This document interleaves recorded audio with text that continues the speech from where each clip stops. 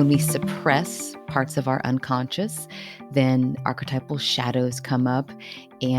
But when we realize that we are the light and the shadow, and when we embrace or just handshake our demons and our shadows, then we are approaching wholeness. I'm Michael Max, and this is Geological. It's not helpful to conflate generosity with giving something away for free or selling it at a low cost. Giving something away is not the same as being generous. Being generous means having the capacity to be generative.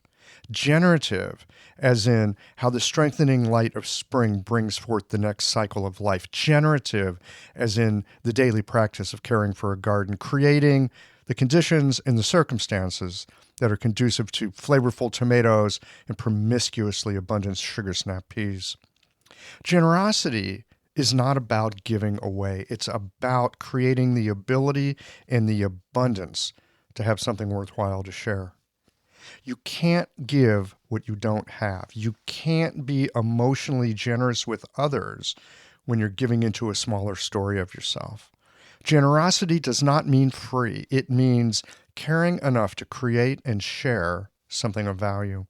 It's easy and perhaps a cop-out to glue together low cost and generous. Low cost could simply mean lazy. It could mean you don't care or lack the imagination to dig deeper into creating value, meaning, and yes, even love and care. Free is never free. This world is built on exchange. Try exhaling without an inhale. Imagine the heart pumping out blood but not opening the valve first to bring blood in, or helping a child to navigate the complexities of social interactions that you yourself have yet to master, or at least come to peaceful terms with. We know this from our medicine, that proper and smooth communication within a system is essential for proper function and well-being. That proper exchange is the essence of capital H, health. Giving away more than you have does not make you more generous if it impinges on your ability to do the work that allows you to help others. It's not generous if you are not available to your family or attending to your own health and well-being. Generosity is not about giving away or selling at below your cost. It's being willing to do the hard work, the emotional labor, the investment of months or perhaps years in creating something of value. Generosity uncoupled from generativity is a false virtue signal. It's a kind of shia, pathologic influence that will in time hollow out and weaken your ability to make a difference in this world. Meaning and generativity, they go hand in hand. Our lives are cobbled together from stories and reflections out of what is both true and what is imagined. How much of your identity comes from what you know in your own heart, and how much comes from the gossip of the town square? How much from the reflection of your shadow, and how much from the reflection of your light? Free does not mean without cost. The question is, what is the cost? And what is the medium of exchange? And more importantly, what is the value of what's being exchanged? There is no such thing as free. In a moment, we're going to sit down with Lacey Dupre and chew the fat on one of acupuncturist's favorite topics, money. All right, sit with that for a moment. Money. What's the first image that arises for you? And what's your opinion about that image? When you consider money, whose voice are you listening to? Is it someone in your family, your friend group, the culture at large? What part of that culture? Well, we will be getting into all of this and more. But first, a quick word from the sponsors of today's conversation. The first being, well, us. Namely Geological. Your weekly Geological conversation comes to you in large part from all the folks that help to keep some inspiration in the teacup with a monthly or annual membership. In addition to the warm, cozy feeling of supporting the podcast that connects you with the voices of our community for these intimate conversations on medicine, method, and perspective, there's also some perks that go along with membership.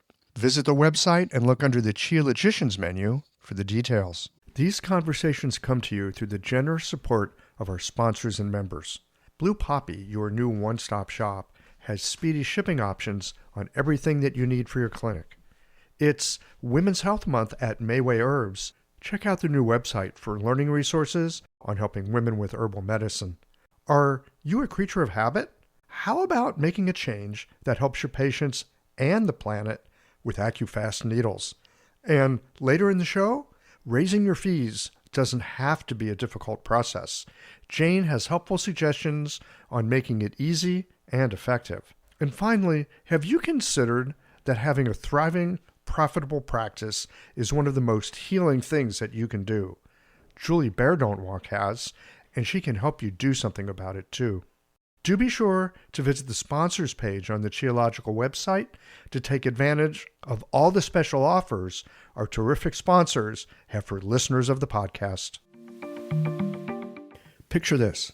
Your clinic is buzzing with patients, and then you realize that you're down to your last box of needles. No need for panic, because Blue Poppy, your one-stop shop for all your acupuncture needs, they ship orders received before 3 p.m. on the same day. With a quick visit to Blue Poppy's website, you can order premium needles, herbal formulas, and that special Dr. Bob's oil that your patients love. Blue Poppy understands practitioners can't keep patients waiting. That's why they strive to get you what you need when you need it. From high-quality Chinese herbs and formulations to acupuncture supplies and clinical essentials, Blue Poppy has served practitioners for nearly 40 years with products that meet the highest of standards. Discover everything Blue Poppy has to offer by visiting www.bluepoppy.com, and don't forget to subscribe to their mailing list for exclusive offers and more. Hi folks, I'm Yvonne Lyle, president of Mayway Herbs. May is Women's Health Month, and as a women-owned and women-run business, we especially love how Chinese medicine can support wellness through every stage of a woman's life. So in this month's newsletter and podcast, we're covering topics like PMS, pregnancy, menopause, and osteoporosis. We'll share expert insights and effective treatment strategies you can put to good use in your clinic. Our Plumflower brand line includes herbal tea pills, tablets, extract granules, and organic herbs, all of which you can find on Mayway.com, and where you can also find articles, videos, and other resources to support your practice. Since 1969, Mayway has been a trusted source for high-quality herbal products. In these challenging times, please know that we remain committed to keeping our products accessible and affordable so you can take care of yourself and your patients. As always, thank you for supporting Real Chinese Medicine. Daily habits and routines feel comforting, familiar, easy, automatic. That's the power of repetition. You've worked out the kinks and can do it with your eyes closed. But what if you shook things up? What if you ditched the old routine and tried something new? Hi, I'm John Sten. I've practiced acupuncture for over 30 years, and together with my wife Kelly, we created the world's first eco-friendly acupuncture needle. The AccuFast earth-friendly needle system cuts your packaging waste by 60 to 90%, depending upon your needle type, speeds up your needling, gives you more control, and best of all, while you're healing patients, we plant a tree for every 2 boxes your clinic uses. Thousands of acupuncturists have already made the switch. In just the last year, they've helped plant over 16,000 trees. Since we started, that number has grown to over 50,000. So break the routine. Be the change. Visit AccuFastNeedles.com. Your patients and the planet will thank you. All right, friends, let's get into this conversation on one of the more formed and condensed aspects of qi that everybody needs like we need air: money.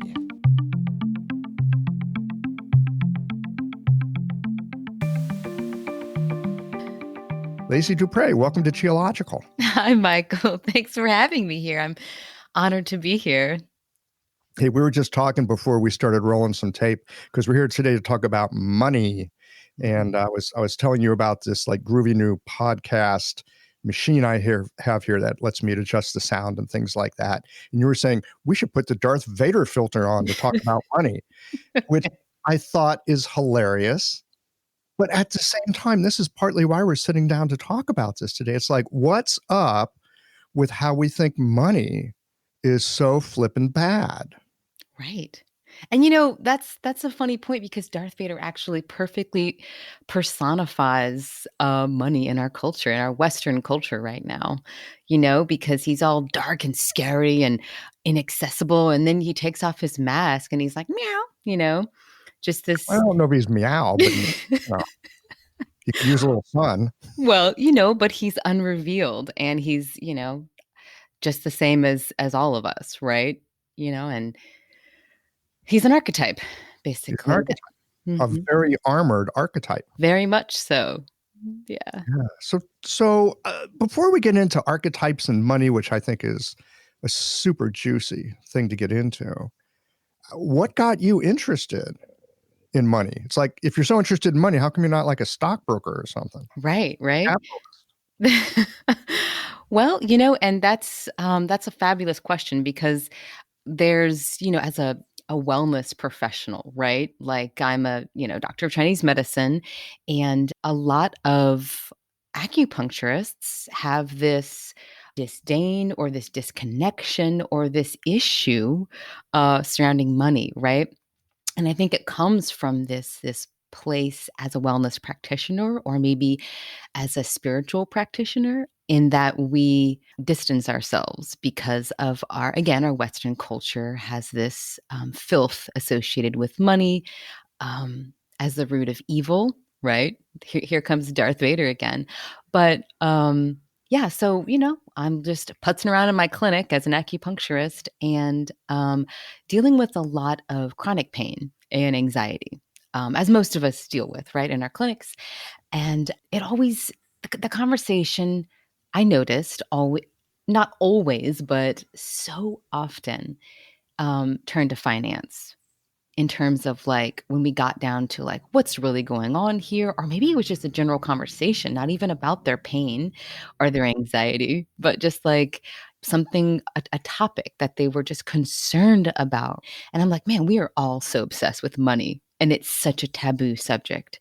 And so I'm an anthropologist, so of course lights went off for me. Like, ooh, this is like a thesis that we need to dig into, right?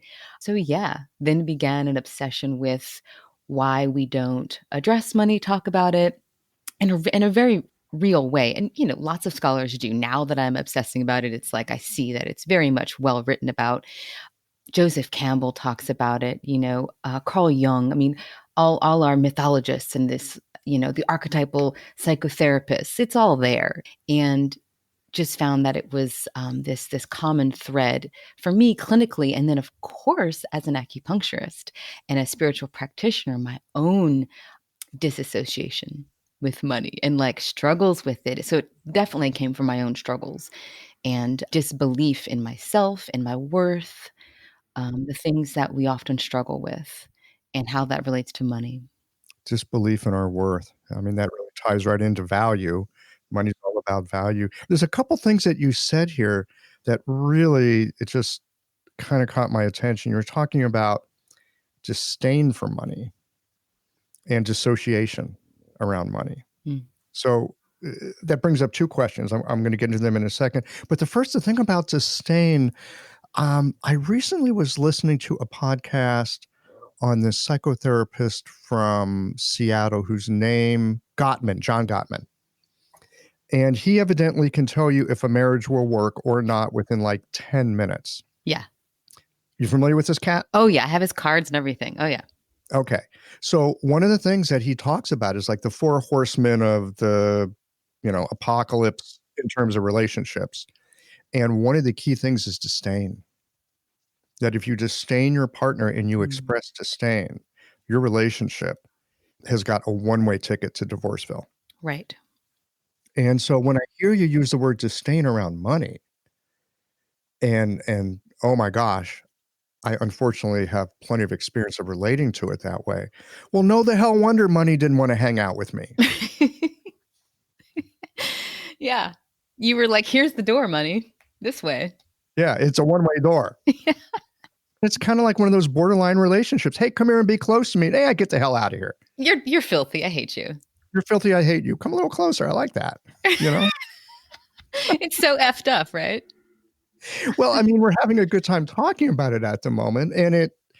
But yeah, our relationship with money, I think in many ways it is that um, complicated, convoluted, and oh my God, are we ever contradictory with ourselves around it?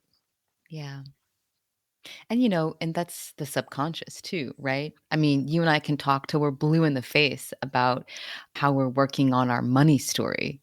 But it's, you know, in until we realize they're the subconscious stories that we're talking about, and like we can go into like biohacking and neuroplasticity and also spirituality and soul work. Until we go there, the subconscious realm, it'll always be a struggle. It'll continue to be filthy, and we will continue to hate it and repel it. No fun. Don't want to repel money. Well, it makes life hard. Having spent part of my life repelling money, it can be fun because you're over in the camp here of, well, we hate money and we don't need money. And, I'm living in this voluntary poverty. I'm somehow a little bit better than those bozos over there driving a BMW, Right. except their BMW always starts when they get in. And my car back then did not always start. And it smells good. And it smells good. And they drive great. Oh my God. But back to this thing about dissociation, because, this is what we're talking about here. Can I inhabit this? Can I let myself into this experience? And so I'm wondering about like your family's thoughts and messages around money, because a lot of times it comes from our family. Hmm. Sometimes it comes from our culture. So was your family down with money? Did they think it was a bad thing? Were they like happy to have it? Were they happy not to have it? What kind of family did you grow up in? Well, yeah, there's so much to say on that, because first I want to say that it's such a good question, because it's not just our family or just our culture. Um, and it's all of it. And it's also, as much work as we want to do in that area, it's not entirely in our power, meaning it's not our fault. Right. And I can unpack that and get into that. But yeah, my family. So that is a huge issue, I think, for so many people. Again, it goes back to the taboo. My family didn't talk about it. My dad didn't teach me. Maybe he thought he was teaching me with his like every once in a while, gaga, saying something, make money, get a good job. And then towards as I got older, like later in my 30s, it was like I could see the change as he got older. Um, that money was not the most important thing, and that he actually wanted happiness for me, but that was never told to me, right? So my dad came from very much poverty, had nothing of his own, ever one of 10 kids, which is unimaginable as a mother myself, giving birth 10 Or times. a mother for that matter. Oh my God, 10 kids? I better Like, go was to she work. pregnant her entire life, her entire fertile life? Yes. And she was pregnant when her oldest daughters were pregnant. Like, this is the craziness of it. Anyway, so he never had his own stuff. I remember going to their house growing up, my grandparents' house. It was tiny. So, I mean, where did they all sleep? You just couldn't even imagine it, right? And um, then my mother, on the other hand, she had some, like, there was some money there, I know, but she never talked about it. And I don't think I think this is a huge component in our society, is that like this calling back of like this elder wisdom, right? Like this taking money out of the taboo sphere, and like we need to talk to our kids openly about money and about our struggles with it. Like elders need to come out of their retirement homes and tell us their stories about money and like how they made so many mistakes. We don't need to just hear the good stuff. Like I needed my dad to like share more. Maybe not, of course, as a child, not so much about struggles, because of course protecting. Did your dad have a good opinion? I mean, was he like, hey, money's bad or money's good or you can never have enough? I mean, what coming from that background that he was in, Hmm. what Yeah. was his stance toward coin? It was that it was very much your sense of worth, and he still believes that because I had a conversation with him a few months ago, and it's still very much like I um so what happened to him was he started his own business in a garage with zero and did very, very well. Okay. And he was in the oil industry in southern Louisiana. So of course, like the environmentalist in me, it was always this like, oh, it's dirty, filthy money that my dad makes, but yet it's paying for my education, right? So very much that struggle. And again, I'm coming from like a privileged white person's perspective here. As opposed to an unprivileged white person's perspective? Because your dad does not sound like he was a privileged white person. You're right. You're right. And I'm also Cajun. So, right, all our bloodlines are all mixed and mashed and mingled. Yes, thank you for that clarity. But he definitely put his own worth with money. And so I had to undo that for myself and Mm. have those dark conversations of like, making a ton of money does not mean I'm a person. And I definitely think I learned that his sense of worth very much came from money and buying all the toys. He had all the newest gadgets, which I thought was so cool, you know, but you see it. We see it in celebrities, we see it in lottery winners. Shit don't last. Well, shit always changes. We know that from just reading the Tao Te Ching, right?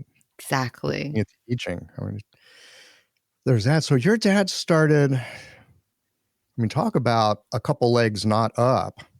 Cajun, Swamp you know, dweller. Cajun swamp dweller started a business in his garage. Good for him.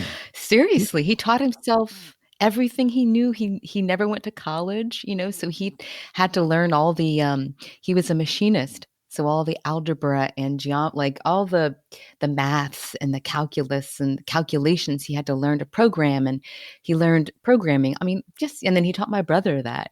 And my mother, she was pretty awesome. She did the whole mother thing, which is not considered a job in our culture, and it's becoming more so. But then she went back to college when she was in her 40s, and she and I walked down the graduating aisle together for our undergrad. So that was pretty rad. That's Yeah. really rad. Yeah. Yeah. So, yeah, there's a lot to be said for starting out with not much. And I'm not here to say, oh, you should have a Horatio Alger success story. Sometimes those troubles that we have that come to us because of our circumstances, just accidents of birth or mistakes that we make, like for myself, my family didn't have a problem with money. They were like, hey, money's a fine thing. Money means you can buy a boat. Money means you can feed your kids. Money means, I mean, we're Jewish. Money means you could have like a pocket full of diamonds in case you need to run the hell out of town because you might be chased out of town. My family did not have a problem that money was a bad thing. Money was a helpful tool. I learned that money was not good because of the time I grew up in that hippy dippy time. And I got those messages from the culture. Hey, money's not good, right? We should all be equal. It's not fair that some people have more. Well, some people, like your dad, Mm. scrapped it, man, and made it, right? And there are other people who they don't quite work as hard, or they didn't see opportunities, or they didn't make opportunities. And so I mean, I think for myself, some of it was a certain kind of laziness when I was in my 20s. Well, how come I have to work so hard when apparently that person over there is not having to work so hard? How come they got more? Well, I can tell you why they got more. At this point, I look back and I go, they were doing work that had higher value. Mm. And because they were doing higher value work, they were able to make more money because they were providing more value than I was providing. Yeah. Took me a long time to realize that, hey, if I'm going to have enough to eat, I better make sure that I'm providing some really good value. Yeah. And sometimes we just get money twisted up in our minds with worth and value, and we think that there's a scarcity of money, and that if we are taking money from somebody, then there's not enough for someone else, or that we actually are taking it from them.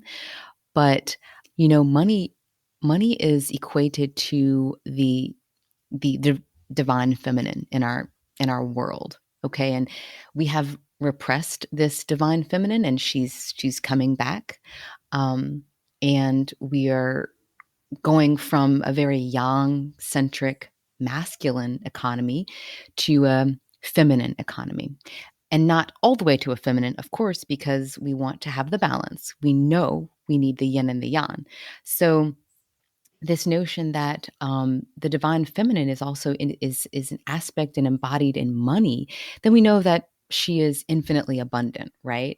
And just as in nature, when we consume something and we maybe eat it, energy, food, whatever, it doesn't mean that we're taking from somebody.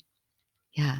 So I think a lot not having enough is this fear, and all this like abundance, law of attraction, people always talking about, oh, you're just scared that, people will look down on you if you have too much money, so you're blocking it. And that never really jived with me. It's more like maybe you're scared as an empath or somebody who is, a highly sensitive person, that you are taking from someone else.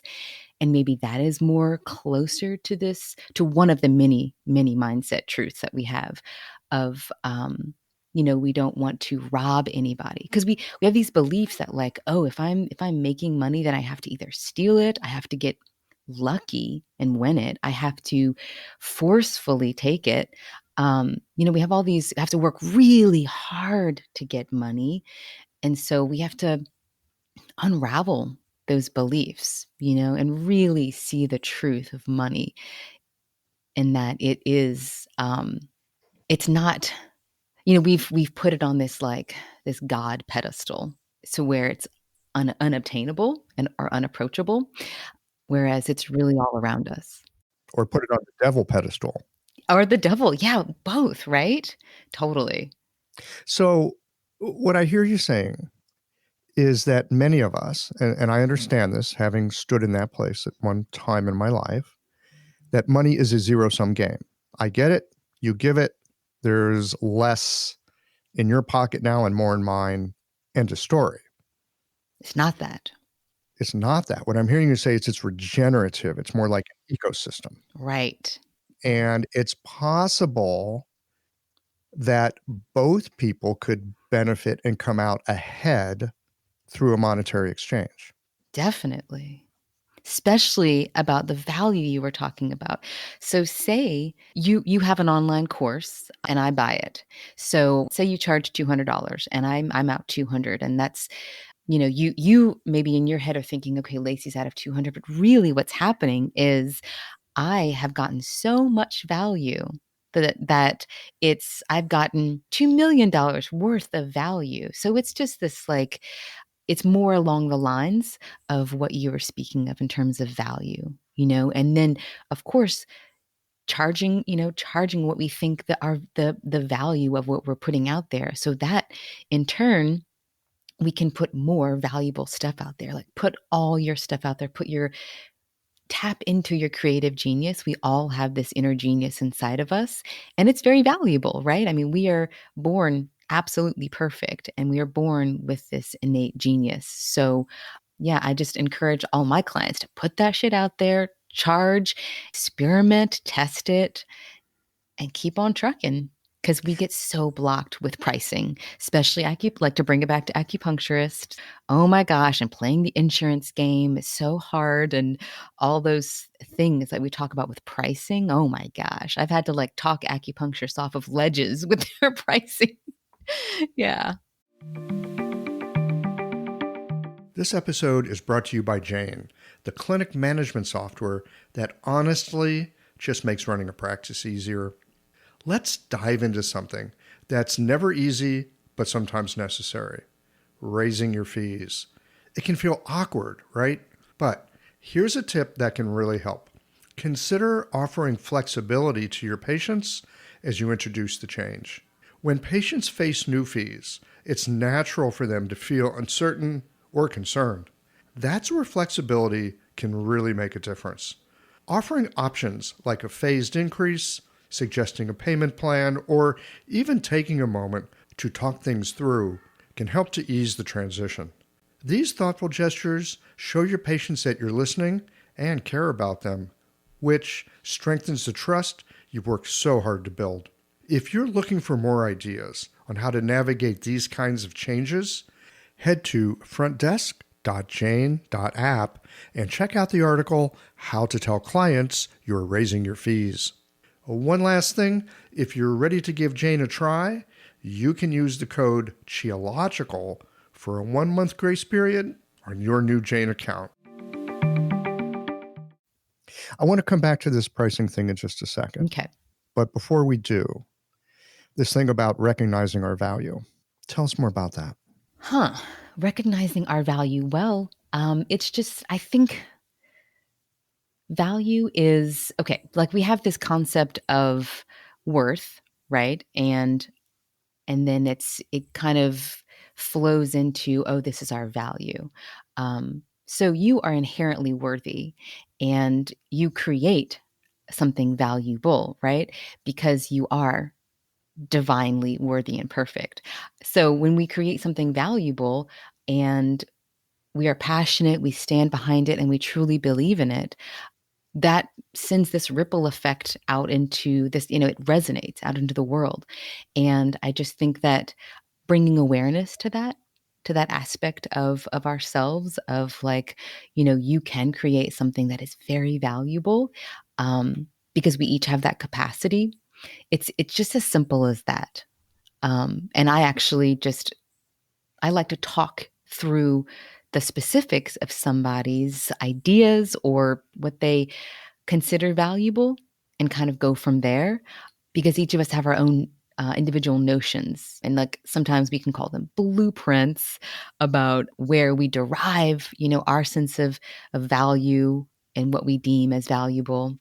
And that comes from, ancestral lineages and our culture and our personal belief systems. So I think does that answer your question?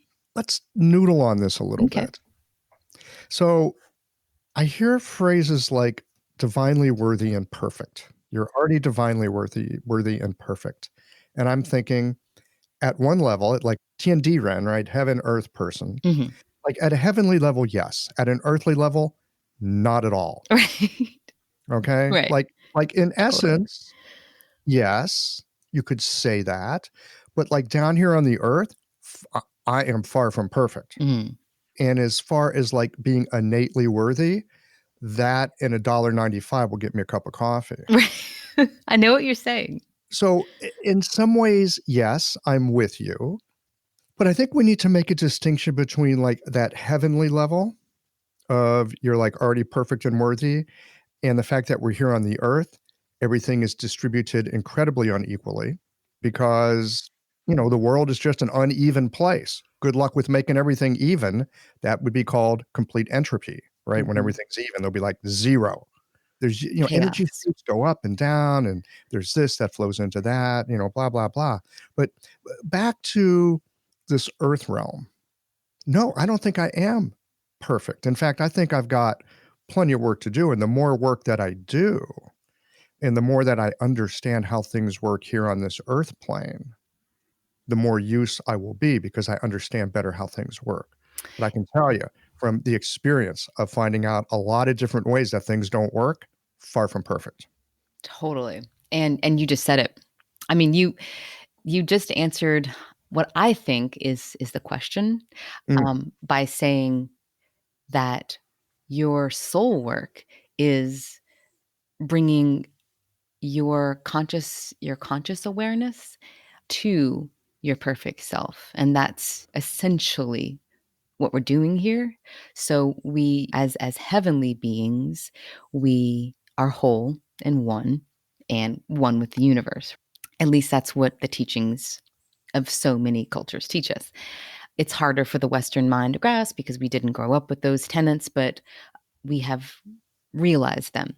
So I think our earthly job as earth beings is to is the pursuit of that. Um, and it's not an end game or an end goal. It is just this continuous bringing awareness to this wholeness, this oneness. And then we can, if you wanted to go into psychology, it's, the ego and the soul and how we can talk about archetypes in this capacity of, when we suppress parts of our unconscious, then archetypal shadows come up. But when we realize that we are the light and the shadow, and when we embrace or just handshake our demons and our shadows, then we are approaching wholeness. I love that idea of handshaking the demon. I don't want to invite that demon in for lunch. Right? No, Don't you're not invited for lunch. No. He doesn't get a seat at the table, or she doesn't. Well, actually, I think, this is interesting. I just said, no, I don't want him for lunch. And I don't.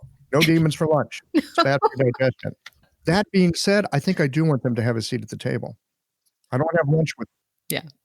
But I want them to have a seat at the table. In much the same way, 2020 and having like 2 months of enforced vacation because of COVID made me realize that there's an element of being burdened that goes with being a practitioner. There's a burden that we carry and caring for others. And I didn't know I had that. Now I do. So it's got a seat at the table. Helps me know when I'm doing too much, and it's useful. So yeah, inviting the demons for a handshake, not for lunch, but a seat at the table. What do those shadow aspects have to say to us? How can they help us in this money drama that we tend to create for ourselves? Well, first, money is one of our biggest collective shadows that we've created as a culture, and the repression of its divine femininity and its magnificence. Oppression of divine femininity. What does that mean? I have no idea what that means. Okay. And then we'll get into the shadow aspects of why they're so important to address them. So when we repress anything, right, it only magnifies the shadow. So if money is this embodiment of the divine feminine, and all cultures have spoken of this, you see it in the coins, you see it in early monetary systems. Money was first represented by heads of cows, cowrie shells. In China, the ideogram for the cowrie shell is represented in all sorts of pictograms for money. You'll see it now. Like if you look up the ideogram cowrie, which was money, and the first bronze coins in China were representations of cowrie shells, and just the cowrie shell itself, of water, very feminine aspect of it. And it represents a vulva. Anyway, so this divine feminine that came from our ancestral, lineage of more matriarchal societies has been repressed, and actually some think that the first signs of the ascent of patriarchal society, which we have now, came with the with climate change, with desertification, and then the ensuing warring over resources that came from climate change. And so it's like it's happening again. And now the balance is coming back into more matrifocal. So it's not going to, we don't want to go completely into a matrilineal society, because we know that it must be the balance between the two. Our currency must be yin and yang. We must invite in a feminine economy, meaning more equity and sustainability and community. But go ahead, you have a question. I was just going to ask you, what does a more feminine economy look like compared to a masculine economy? Yeah, that's great. So a masculine economy is one that is hierarchical and focused on competition. And a feminine economy is one that is focused on sustainability, community, equity. And in a masculine economy, we also have the repression of the divine feminine, which brings out when you repress shadow, it gives it power, and kind of there's this fear that splits it.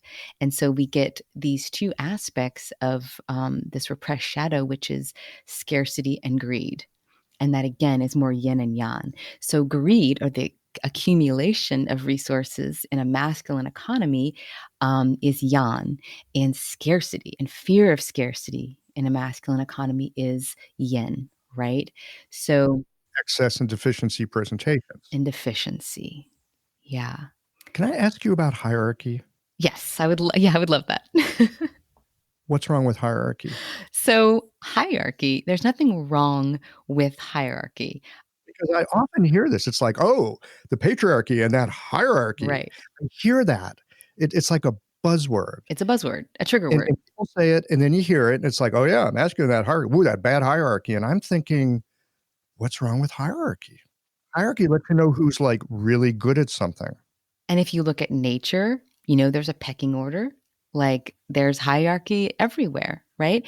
It's how we build our hierarchy is, and if you look, if you would Google the word hierarchy and Google the word network, you would see the rise in popularity of the word network. So it's just rebuilding a hierarchy in a better way, basically. So that doesn't mean smushing down the heavy lifting from the top down, and so that or doesn't mean having more dictators as middlemen, because you're still going to have this high, no matter how you try. Like Zappos has tried to do this like holacracy, and people are trying to bring in like flattening hierarchies, and really it's just about building a better one and a more integrated one, a networked one, and a web, just like nature does. So like we know, like if we just freaking imitate nature, well, we win, because we are nature. So it's just building this, a tapestry, a web, a network, which we see. We see it like this crazy interweb that we are weaving as we come into climate change and this divine feminine rising and all the things we see. It's like, we're going to flip open a history book in 100 years and be like, it was so obvious, it's right there. We all see it happening, which is why I find money so fascinating, because it's this like thread that weaves through the whole thing. And it's, death, sex, and money. Those are our taboos in Western culture. And so I love seeing how money is woven throughout all of it. Because money is simply a representation of value. Mm-hmm. Yeah. And, like dig into it. It's our soul work. It is the best way to bear your soul, is how you deal with money, how you think about it, how you operate with it. I'd rather go for the sex for that myself, but Yes. Can we have both? Can we have it all? I want to come back to hierarchy for just Okay. a moment, because it's something I've been thinking about a fair amount myself lately. The idea of a web in interconnections, like you say, like we see in nature, it's everywhere in nature. It totally makes sense. But we also see within nature, in these interlocking webs, you'll see like, well, for example, there's this red-tailed hawk that lives in my neighborhood. I see that hawk flying outside on a fairly regular basis. That dude is at the top of his food Right. chain. So even in nature, you're going to see these webs, but you're also going to see hierarchies Mm-hmm. of like as you move up, there's fewer and fewer like critters The pecking order. that occupy those positions. I don't like the word pecking order. Okay, tell me why. I don't like the word pecking order, because pecking order assumes that it's from the top down, and if you're below, it means you're going to be shit on and too bad for you. I agree, that's true, right? It's like you don't want to be at the bottom of any, gravity. You don't want to be downhill of bad things. Okay. So, in that way, yes, you got to watch out for hierarchies. But the thing about hierarchy that's come to my attention is that it's something that will naturally arise in any human endeavor, because like when I want to get my car fixed, I want to find the most honest and most capable human being who can do that job. If I need some surgery or I need to get a tooth extracted, I want the person who's like really good at that. I want like the dentist's dentist. We all want people really good to help us with the things that we need to get done in life. And how do we know who those people are? They're sitting at the top of what they do. It doesn't mean that they're pecking and being mean to the people underneath them. I think if they're really good at what they do and they're at the top of a hierarchy, they are grateful and helpful to the people below that are supporting them to be where they are. It doesn't mean abuse. It just means that you're damn good at what you do. And so you kind of rise to the top. Definitely. And you hit the nail on the head because it's not about abuse or shitting on, or when we build a better hierarchy, yeah, it's just about expressing our unique gifts, our talents, our awesomeness, our genius. And also when we are in a, this web of life, we will get eaten and we will eat and we will shit and we will get shat on sometimes. And being accepting of that, and it's that sense of okayness, right? That like Buddhism teaches. It doesn't have to be golden light and, incredible. Like, just like we're not going to embrace our demons, we're just going to shake their hands. So this okayness with being eaten or eating, or being prey or predator, and being okay with the natural order of things. And I think that is, and taking the demonizing out of hierarchy is important. Like you were speaking to, there's no taking the abuse out. Definitely. And I think that is what is happening in the hierarchies that we see that people are talking about, is that there's dictatorship, totalitarianism, in terms of like economies, and then there's abuse, there's oppression. We see all sorts of, we know this year has most definitely shown us racism. We've seen sexism, all the things. So it's building a better system. We all know that there are different types of chi in our body. We work with chi to direct it where it's needed, move it upon congestion, and tonify it when it's insufficient. There's a lot happening today that has us thinking about immunity. There isn't a direct translation of biomedicine's immunity in Chinese medicine. Wei Qi guards the body from exogenous invaders. Zheng Qi reflects our capacity to maintain large health. It's our adaptive ability, the strength of our reserves and our vitality. Mushrooms have been used medicinally throughout history.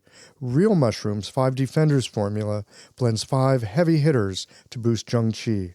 Changa, one of the world's most powerful antioxidants, reishi and maitake act on white blood cells. Turkey tail stimulates cytokine production, and shiitake supports cardiovascular health. If you're ready to try 5 Defenders for yourself or share it, take advantage of professional pricing at 50% off retail with no minimum orders. Visit www.realmushrooms.com/chi. Thanks to Real Mushrooms for sponsoring today's show.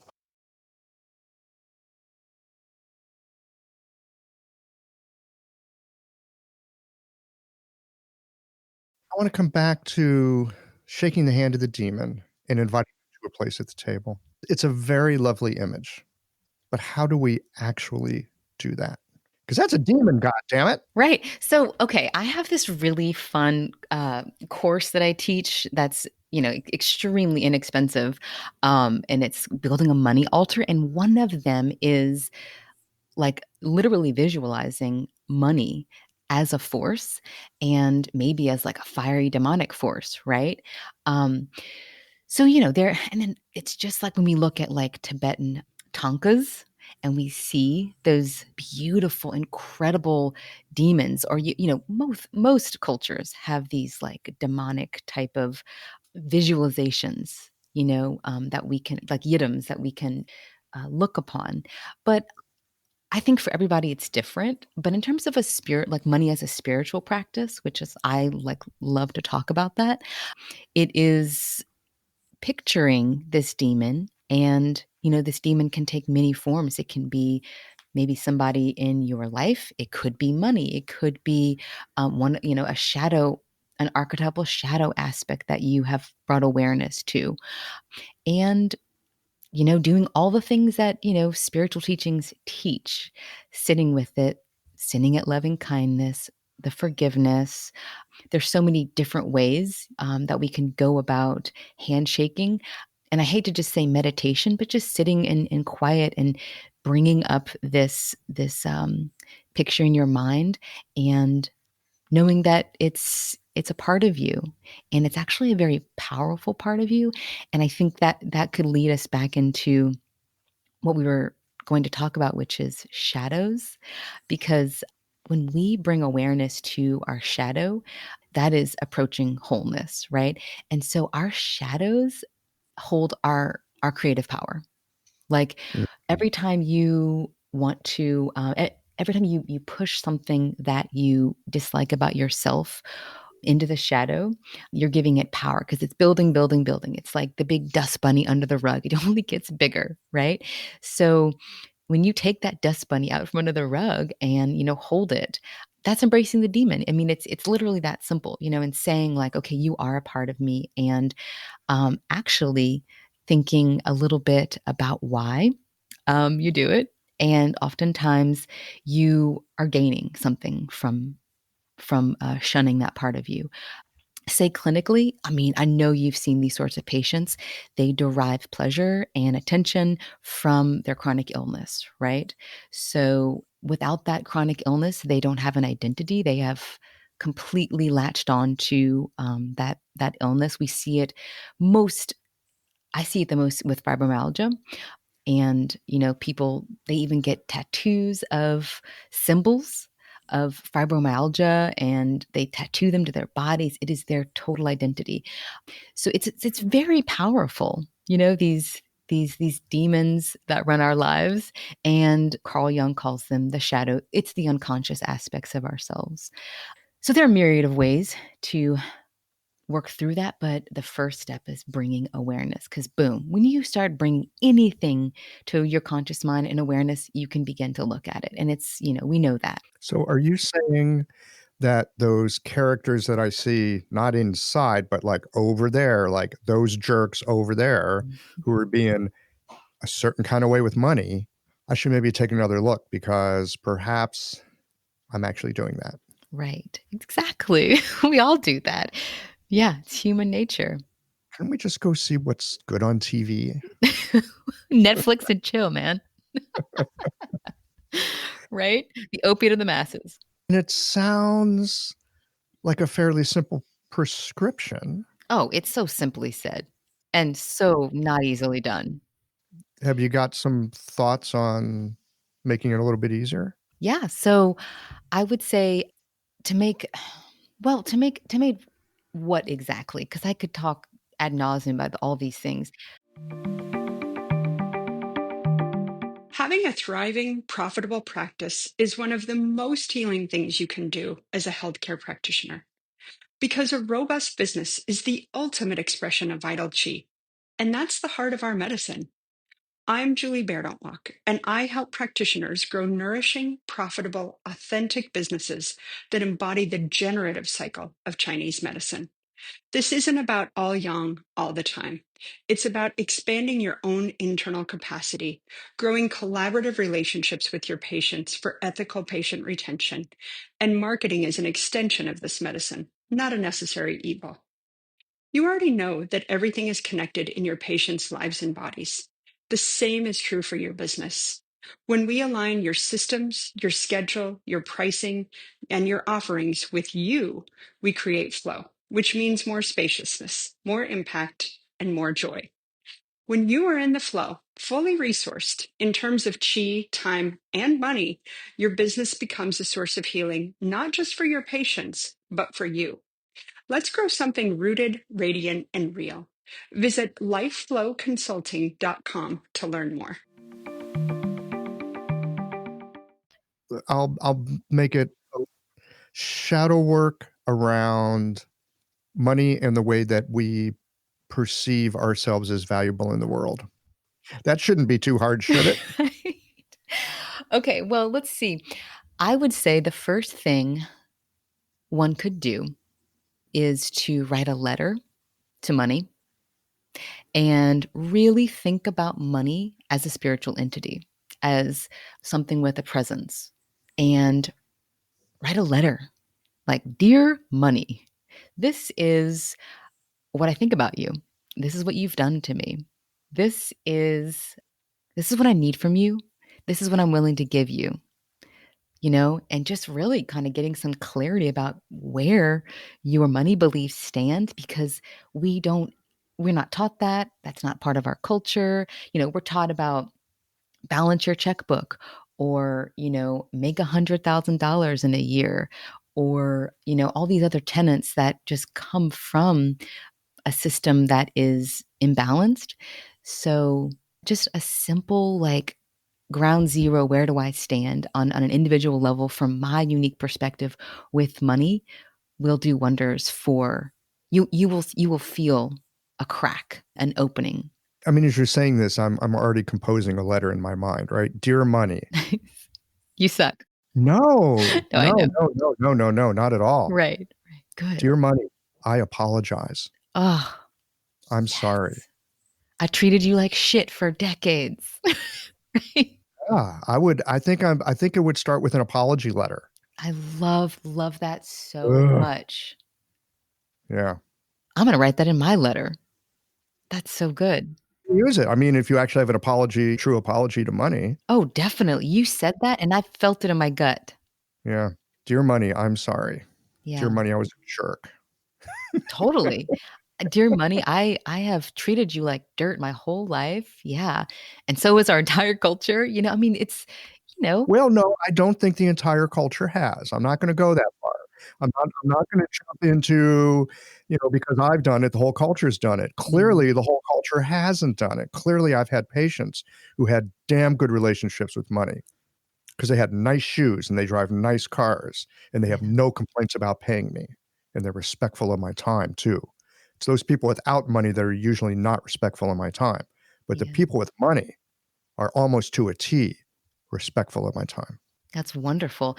And, you know, also what I found too is like with my patients with nice cars and nice shoes, they have and we know that they have just as difficult a time with money, more problems, you know? I mean, so there's this sense of like, oh, once we have all this money, you know, things will be better, which is why I said earlier about like the elders coming out of retirement and teaching us. You know, we have this deficit. I think it depends on which elder. Definitely.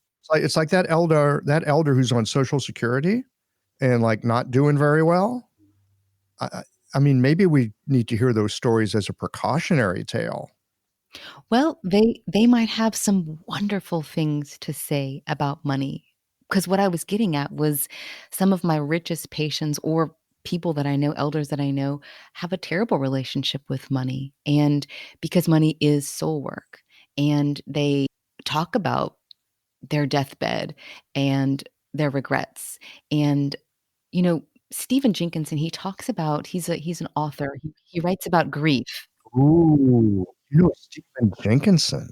Yeah, he writes a lot. We know him as, you know, Oh, part of the men's movement, and he has that story about the stones of regret, and, you know, your life is this fence line, and you are piling up your stones of regret at the end of the fence, and that is where, you know, your deathbed over there by the hill, you're piling up your stones of regret, and if you don't look at them, then you think they're gonna go away, and that's not the case, and if you imagine them and you don't look at them, then you either imagine them as disappearing, which is not the case, or as this giant, huge pile of stones, which is also rarely the case.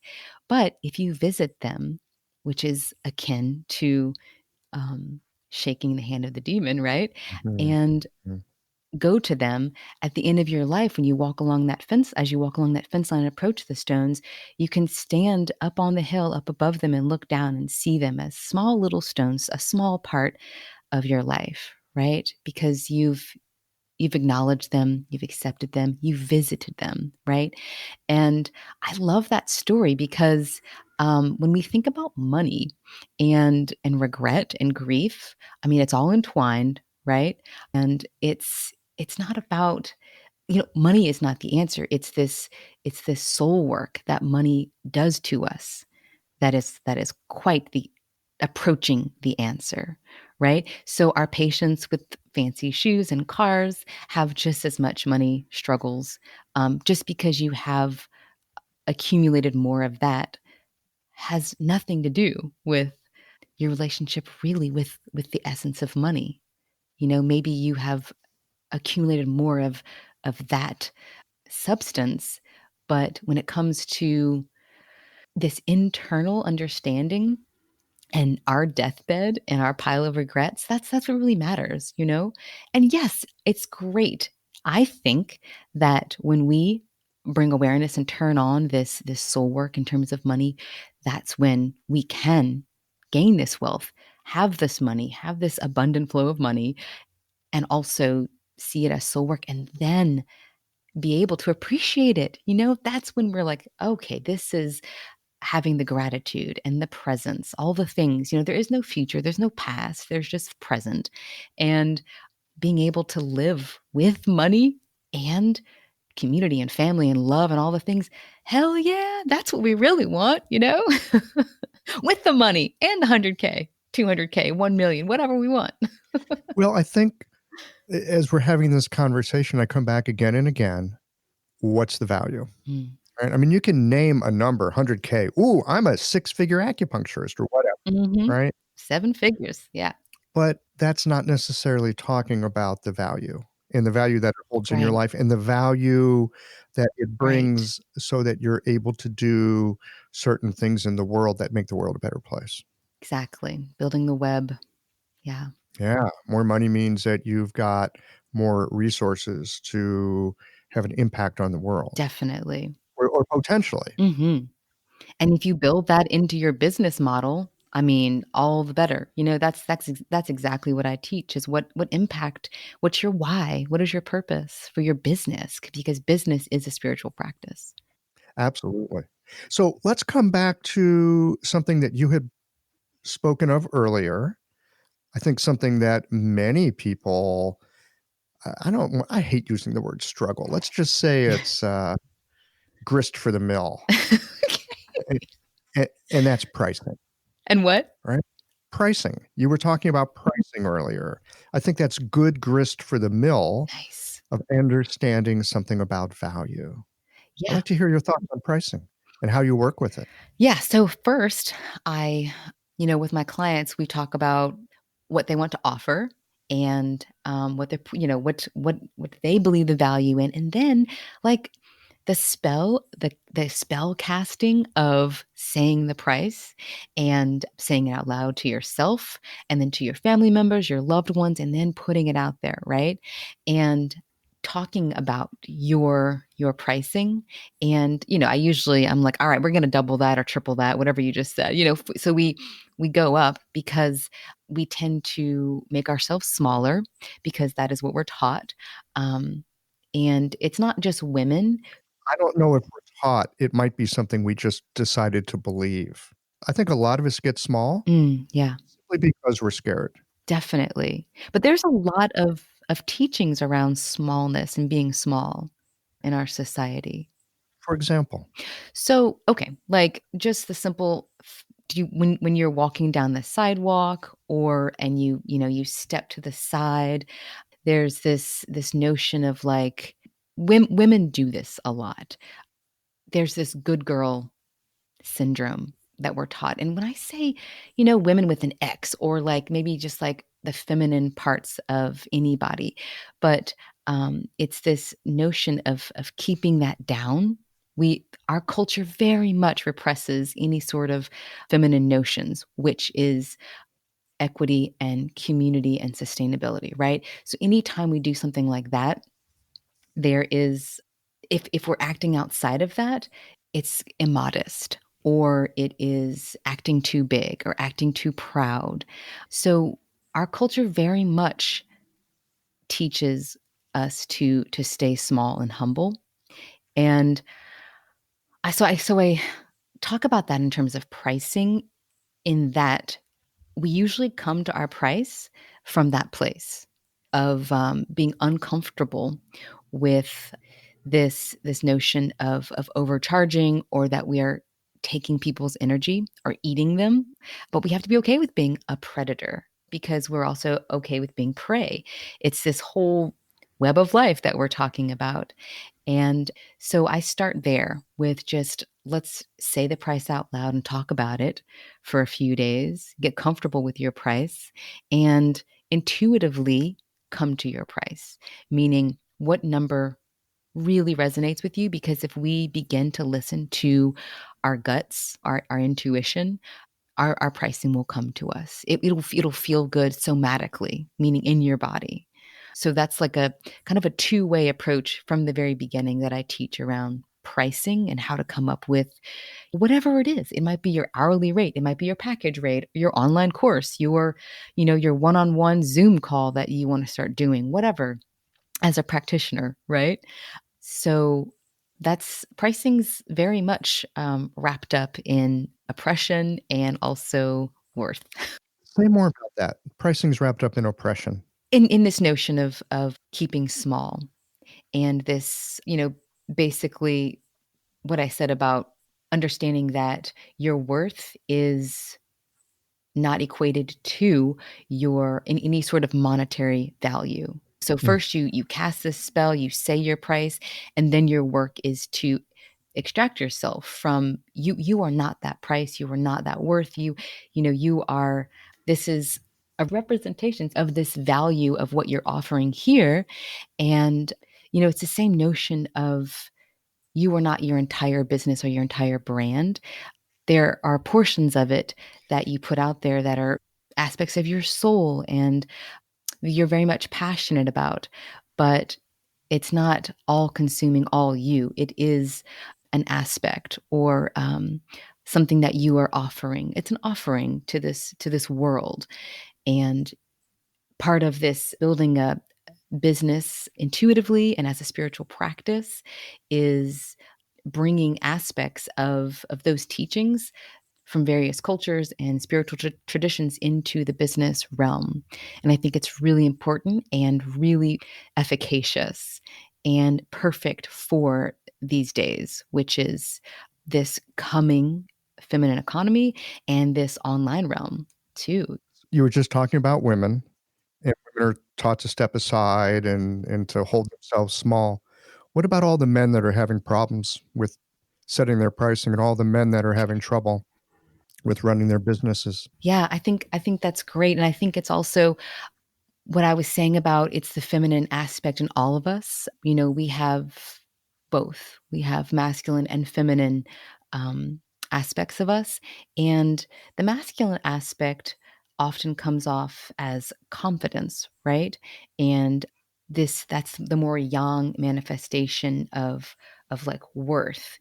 And I think that is part of the struggle of the masculine is trying to understand confidence and what that means and if you have it or don't have it and bringing awareness to that aspect of your being. And then value would be more of the yin, right? And so I think it's this balance between the two.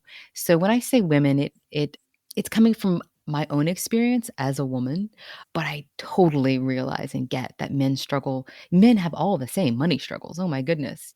The from Adam Smith on, all the great economists have talked about the struggle and to use that word, yeah, struggle with money and how it's this balance between greed and scarcity.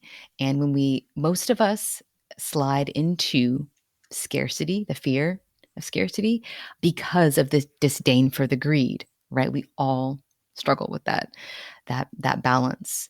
Is there something in between scarcity and greed? Is there a virtue that stands out between these polarities? The emotion between those two polarities is fear. Fear is that pivot point. So to bring it's this okay, that's what I'm scared of. That's the shadow work, right? To bring light into that fear, to bring it out of the unconscious realm. And when we bring awareness to our fears, that's when they start to dissipate, right? Mm. That's the boogeyman in the closet. So I definitely think that taking the fear out of it and bringing money back into this realm of of balance, which is between the masculine and the feminine, between the yang and the yin, is going to help with our dealings with it. Well, often there are very good reasons for fear to be present. I mean, fear doesn't usually show up unless there's often a good reason. So there is that aspect of fear also trying to keep us safe, fear trying to keep us alive. You hear a rattle of a rattlesnake, you get scared. You hear a throaty growl in the dark of the night. So, I mean, fear is not necessarily a bad thing. It's something that's doing its best as well to help us survive and thrive for that matter. It's just that it often shuts things down that it may not need to. Right. I think with so many things, just like we're talking about money and it has its place, I think there is a place for that fear. That's why I was asking you, between these poles of greed and scarcity, what is there? And when I think about fear is kind of that pivot point, it's like, oh, okay. That's something that can be worked with. Yeah.